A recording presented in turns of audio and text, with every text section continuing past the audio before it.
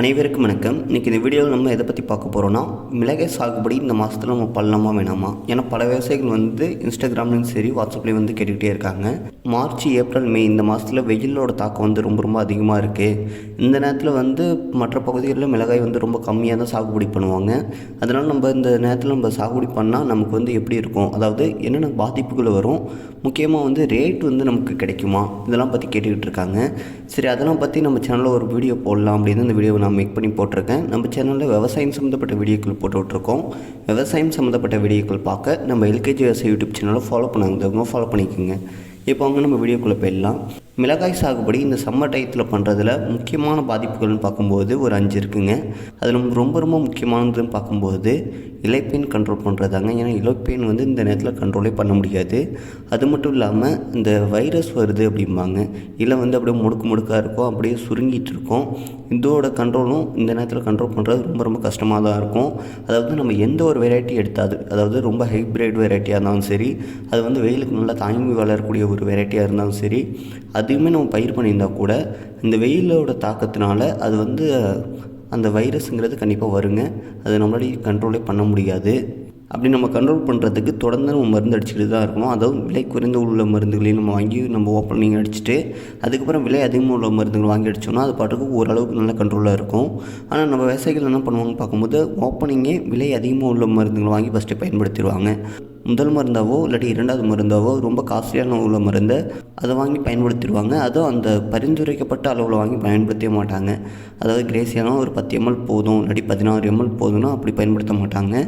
ஓப்பனிங்கும் பார்க்கும்போது ஒரு 20 ml 22 ml இந்த ரேஞ்சில் போட்டு பயன்படுத்தலாம். ஏன்னா இந்த வெயில் பெயின் அதிகமாக இருக்குது தம்பி, நம்ம இந்த டோசேஜில் கொடுத்தா தான் இது கண்ட்ரோல் ஆகும் அப்படின்ட்டு ஓப்பனிங்கே ஹெவி டோஸ் கொடுக்கும்போது நம்ம மீண்டும் குறைந்த விலையில் உள்ள மருந்துகளை நம்ம பயன்படுத்தும் போது அது கேட்காது. ஏன்னா நமக்கு எப்போதுமே ஒன்று நம்ம புரிஞ்சுக்கணும், நம்ம மிளகாய் மட்டும் நம்ம சாகுபடி இல்லாமல் மற்ற எந்த ஒரு காய்கறி வெள்ளாமையாக இருந்தாலும் சரி, மற்ற எந்த ஒரு பயிராக இருந்தாலும் சரி, அந்த பயிர்களுக்கு நம்ம செலவு பண்ணக்கூடிய அந்த அமௌண்ட் இருக்குல்லங்க, அதாவது நம்ம பண்ணக்கூடிய செலவுன்ட்டு ஒன்று இருக்குது. அந்த செலவு அந்த மார்க்கெட்டில் அந்த காய் என்ன ரேட்டுக்கு விற்கிதோ அதை பொறுத்து தான் நம்ம செலவு பண்ண முடியும். இன்றைய ரேட்டுக்கு மிளகாயெல்லாம் ஒரு 35 to ஒரு 50 ரூபா கிட்ட போயிட்டுருக்குங்கன்னா அந்த ரேட்டுக்கு தகுந்த மாதிரி தான் ஒரு மருந்து வாங்கி நம்மளாட்டி அடிக்க முடியும். ஒரு நேரத்தில் ரேட் ரொம்ப அதிகமாக இருக்குது அப்படின்ட்டு ஓப்பனிங்கை நம்ம ஹெவி டோஸ் கொடுத்துட்டு அடுத்து ரேட் சுத்தமாக இல்லை அப்படிங்கிற பட்சத்தில் நம்ம நார்மல் டோஸ் கொடுக்கும்போது சுத்தமாக கேட்காது.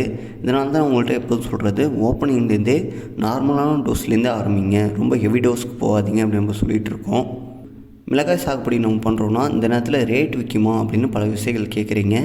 இப்போ ஒரு ரேட்டு ஒரு போதுமான அளவுக்கு நல்ல ரேட்டாக தாங்க இருக்குது. இப்போ உள்ளூர் மார்க்கெட்டில் போய்ட்டுருக்கக்கூடிய ரேட்டுன்னு பார்க்கும்போது ஒரு 30 ரூபாலேருந்து 50 ரூபாக்குள்ளே போயிட்டுருக்கு. இந்த ரேட்டு தொடர்ச்சியாக இதே ரேட்டில் இருக்குமா இல்லை ஏறுமான்னு பார்க்கும்போது தமிழ்நாடு ஃபுல்லாகவே வறட்சிங்கிறது ரொம்ப அதிகமாக இருக்குங்க. அதாவது போதுமான அளவுக்கு சரியான நேரத்தில் மழை பெய்யல, அதனால் கிணத்துலலாம் பெருசாக தண்ணி இல்லை. அதனால் பயிர் பண்ணக்கூடிய அந்த பரப்பளவுங்கிறது ரொம்ப கம்மியாகிட்டு தான் இருக்குது. அதனால் ரேட் ஏறுறதுக்கு சான்ஸு கண்டிப்பாக இருக்குங்க.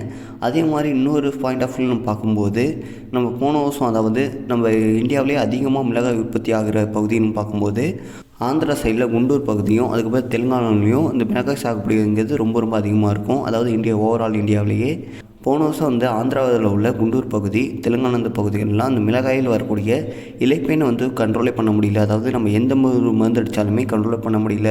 அதனால் அந்த ஏரியாக்களில் பாதிப்புங்கிறது ரொம்ப அதிகமாக இருந்துச்சுங்க. அதாவது மகசூல் இழப்புங்கிறது ரொம்ப அதிகமாக இருந்துச்சு.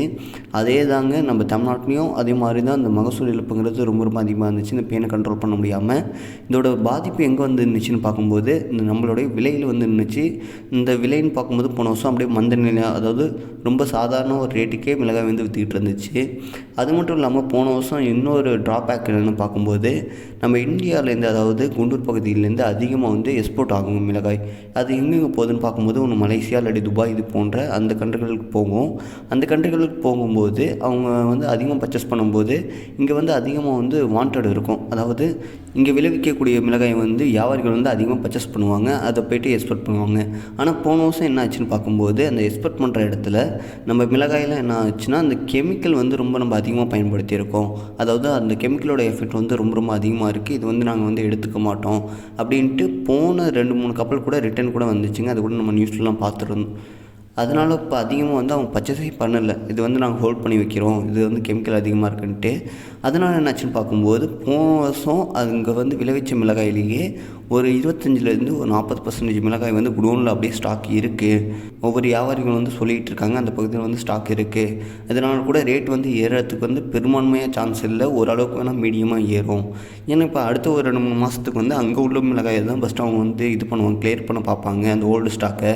அதுக்கப்புறம் தான் புதுசாக வந்து பை பண்ணுவாங்க. இது வந்து நம்ம வெளிநாடுகளுக்கு செல் பண்ணுற மாதிரி இருந்துச்சுன்னா இதோட பாதிப்புங்கிறது கொஞ்சம் 2-3 மாதத்துக்கு இருக்கும் அப்படின்னு சொன்னாங்க. அதே வந்து உள்ளூர் மார்க்கெட்டில் இதோட தாக்கங்கிறது கண்டிப்பாக இருக்குங்க. அப்படி இருக்கிற பட்சத்தில் ரேட் வந்து பெரும்பான்மை ஏறதுக்கு சான்ஸ் இல்லை, அதேமாரி இறங்குறதுக்கும் பெருசாக சான்ஸ் இல்லை, அப்படியே மீடியமாக இருக்கும். அது மட்டும் இல்லாமல் ஈரான் மற்றும் இஸ்ரேல் இப்போ போர் நடந்துகிட்டு இருக்க ஒரு காலத்தாட்டி அங்கே வந்து அதிகமாக வந்து பர்ச்சேஸ் பண்ண மாட்டாங்க, ஏன்னா கப்பல் வந்து பெருசாக அங்கே போகாது. அதனால கூட இந்த ஏற்றுமதிங்கிறது மிளகாய் பாதிக்கப்படும் போது நமக்கு வந்து ரேட்டு குறையிறதுக்கும் சான்ஸ் ரொம்ப ரொம்ப அதிகங்க. இதை நமக்கு கண்டிப்பாக நம்ம ஒரு கணக்கில் நம்ம வச்சுக்கணும். ஏன் இதை இப்போ நான் சொல்கிறேன்னா, மிளகாய் தொடர்ச்சியாக விவசாயம் பண்ணுற விவசாயிகளாக இருந்தாங்கன்னா அவங்களுக்கு நல்லாவே தெரியுங்க. அதிகமாக எப்போ விவசாயம் பண்ணுவாங்கன்னு பார்க்கும்போது இந்த பங்குனி கழிவு முடிவிட்டோம், அதாவது இந்த சித்திரப்பட்டத்துக்கு எல்லாம் மிளகாய் வந்து சாகுபடி பண்ணலாம். ஏன்னா வெயில் அதிகமாக இருக்குது, இந்த நேரத்தில் வந்து ரேட் நல்லா கிடைக்கும், அப்படி விவசாயம் பண்ணுவாங்க. அதனால் நம்ம இந்த விஷயங்களும் இருக்குது, இதையும் ஒரு கருத்தை நம்ம வச்சிடலாம் அப்படின்னு இந்த வீடியோவில் மேக் பண்ணியிருக்கேன்.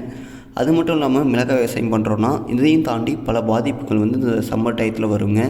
வெயில் அதிகமாக இருக்கும்போது நம்ம முன்னாடி சொல்லியிருந்தோம், நம்ம வந்து மல்சிங் சீட்டு பயன்படுத்துகிறது ரொம்ப ரொம்ப முக்கியமாக இருக்குங்க. ஏன்னா மல்சிங் சீட் நம்ம பயன்படுத்தும் போது மட்டும்தான் நம்ம நிலத்தடி நீரில் வந்து நம்ம ஓரளவுக்கு நம்ம கண்ட்ரோல் பண்ணி வச்சுக்க முடியும். ஏன்னா அடிக்கிற வெயிலுக்கு வந்து இப்போ தண்ணி விட்டு அடுத்த 10 நிமிஷத்தில் பார்த்தா தண்ணி வந்து சுத்தமாக இருக்க மாட்டேங்குது, அவ்வளோ வெயில் போயிட்டுருக்கு. அதனால் வந்து நம்ம மல்சிங் சீட் பயன்படுத்தி தான் மிளகாய் சாகுபடி பண்ணுற மாதிரி இருக்கும். அது மல்சிங் சீட்லாம் பயன்படுத்தும் போது களைகளையும் அது கண்ட்ரோல் பண்ணி கொடுக்கும், மிளகாய் வந்து நல்லா ஆரோக்கியமாக இருக்குங்க. அது மட்டும் இல்லாமல் நம்ம சேட் நெட்லாம் நம்ம பயன்படுத்தலாம், அதாவது மிளகாய் செடிக்கு மேலேயே ஒரு நெட் மாதிரி பயன்படுத்தும் போது அதனால் வந்து என்ன ஆகும் பார்க்கும்போது வெயிலோட தாக்கம் வந்து மிளகாயில் ரொம்ப ரொம்ப கம்மியாகப்படும். அதாவது அந்த சூறைக்காற்றுலாம் சொல்லுவாங்க, வெயில் வெப்பக்காற்று அப்படிம்பாங்க. இதெல்லாம் மிளகாய் செடியில் வந்து அதிகம் படாமையும் மிளகாய் செடி வந்து போதுமான ஒரு வெப்பநிலையில் இருக்கும்போது அதோட ஈல்டு வந்து ரொம்ப ரொம்ப நல்லாயிருக்கும். அது மட்டும் இல்லாமல் மிளகாய் செடியில் பூ கொட்டுதோ அப்படிம்போம். ஏன் இந்த பூ கொட்டுதுன்னு பார்க்கும்போது மிளகாய் செடி மட்டும் இல்லைங்க, மற்ற எந்த ஒரு செடியாக இருந்தாலுமே இந்த வெப்பநிலை வந்து ஒரு 35 செல்சியஸ்லேருந்து ஒரு 40 செல்சியஸுக்கு போகும்போது ஆட்டோமேட்டிக்காக அது பூ கொட்டுங்க. நம்ம என்ன தான் நம்ம மருந்து அடித்தாலுமே அந்த அந்த வெயிலோட தாக்கத்தை தாங்க முடியாமல் அந்த பூ வந்து அப்படியே கருகி கொட்டும். இதோட பாதிப்புமே இந்த சம்மர் டயத்தில் ரொம்ப ரொம்ப அதிகமாக இருக்கும். இதை தாண்டி முக்கியமான பிரச்சனை பார்க்கும்போது இலைப்பேனுங்க, அதுக்கப்புறம் இலை முடுக்கு, அதாவது இந்த வைரஸ்ன்னு சொல்கிறது. இதுக்காக நம்ம என்ன மருந்து அடித்தாலுமே நம்ம தொடர்ச்சியாக நம்ம மருந்து அடிச்சுக்கிட்டு இருக்கணும். அது மட்டும் இல்லாமல் இந்த இலை முடுக்கெலாம் வர்றதுக்கு இந்த வெள்ளை தாங்க ரொம்ப ரொம்ப காரணம். அந்த வெள்ளை வந்து நம்ம அழகாக நம்ம கண்ட்ரோல் பண்ணலாம். அதாவது ஓப்பனிங்கே அந்த மிளகாய் செடியை நம்ம பயிர் பண்ணுறோன்னா ஏக்கருக்கு ஒரு 10லேருந்து 15 ட்ராப், அதாவது நம்ம கிரீஸ் தடவி வைக்கிறதா இருக்கட்டும், இல்லாட்டி மஞ்சள் இல்லாட்டி நீல நிற ஒட்டுப்பொறிகளை நம்ம பயன்படுத்தும் போது இந்த பூச்சிகளை வந்து நம்ம ஈஸியாக நம்ம கண்ட்ரோல் பண்ணிகிட்டு இருக்கலாம். அதாவது நம்ம மருந்தடிக்க தாண்டியும் இது போன்ற இயற்கை சம்மந்தப்பட்ட சில ஒட்டுப்பொறிகளை பயன்படுத்தியும் இந்த இலைப்பெண் இதெல்லாம் நம்ம கண்ட்ரோல் பண்ணி தான் ஆகணும்.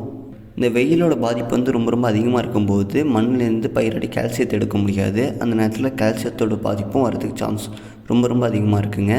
அது மட்டும் இல்லாமல் நம்ம தொடர்ந்து நம்ம டானிக், அதாவது இந்த வெயிலோட தாக்கத்தெல்லாம் பயிருக்கு வந்து வராமல் பயிர் வந்து ஒரு குளிர்ச்சியான சமநிலையில் வச்சுக்கணும் அப்படின்னு நம்ம பார்க்கும்போது நம்ம தொடர்ந்து சீவிடு, அதாவது கடல் பாசி சார்ந்த டானிக்கையும் அதேமாரி அமினோ ஆசிட் சார்ந்த டானிக்கையும் நம்ம பயன்படுத்தும் போது பயிர் வந்து வெயிலேருந்து ஓரளவுக்கு குளிர்ச்சியாக அப்படியே நல்லாவே இருக்கும்.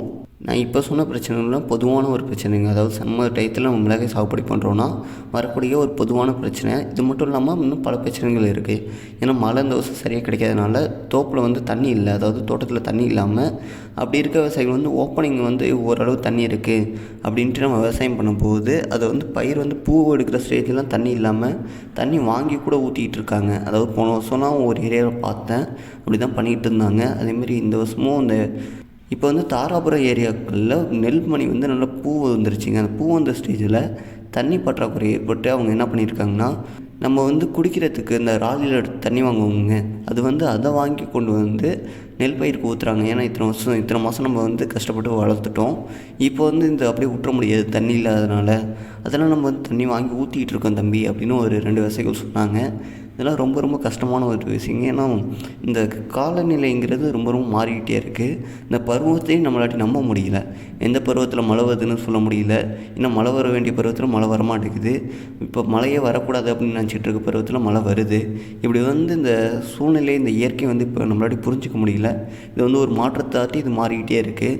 இதெல்லாம் ஞாபகம் வச்சுட்டு தான் நம்மள்கிட்ட சோர்ஸ் கரெக்டாக இருக்குங்களா, அதாவது போதுமான அளவு தண்ணி இருந்துச்சுன்னா கண்டிப்பாக நீங்கள் மிளகாய் விவசாயம் பண்ணுங்கள். இல்லாட்டி ட்ரிப்பு இருந்துச்சுன்னா கண்டிப்பாக பண்ணுங்கள்.